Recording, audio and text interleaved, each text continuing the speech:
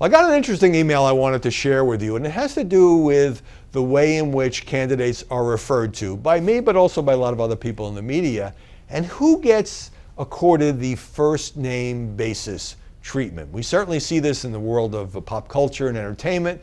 There are certain people who you don't need a last name, right? Madonna, Lady Gaga, and others. Cher, what's Cher's last name? Who even knows? But in the realm of politics, is there anything unusual or troubling about doing that? So here's an email from Carol K. who writes, I noticed something about the headlines at the bottom of the screen on your show.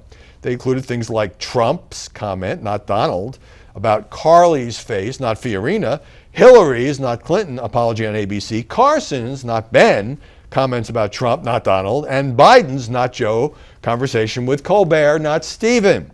Can you explain why the women are consistently referred to by their first names and the men are consistently referred to by their last names? And before you think I am a far left liberal, I will disclose that I am an evangelical Christian, deeply conservative, stay-at-home mother of 6. Well, congratulations to you on that, Carol. And it's not limited to just women, because when I write headlines for my column or the show, or even just write a script setting up who we're going to talk about, I often talk about Jeb, because when I talk about Jeb, everybody knows I mean Jeb Bush. If you have a somewhat distinctive or unusual last name, then as far as I'm concerned, that's all you need. So everybody knows Hillary, everybody knows Jeb, everybody knows Carly, or is getting to know Carly, so you don't necessarily have to say Carly Fiorina.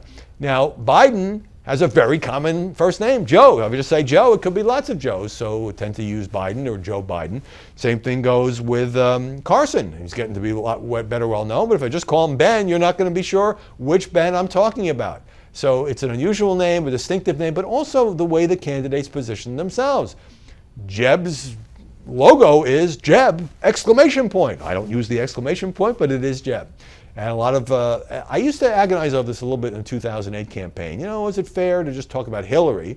Part of the reason I think a lot of us in the media talked about Hillary was because there was another Clinton named Bill who had been president of the United States. And so if you said Clinton, people would stop. Well, Bill or Hillary. Hillary's how that. But then Hillary's logo was Hillary, and Hillary's campaign would just put out things about Hillary. In other words, Hillary's paid advisors talked about her as Hillary. So therefore, I think it's okay for us to do so.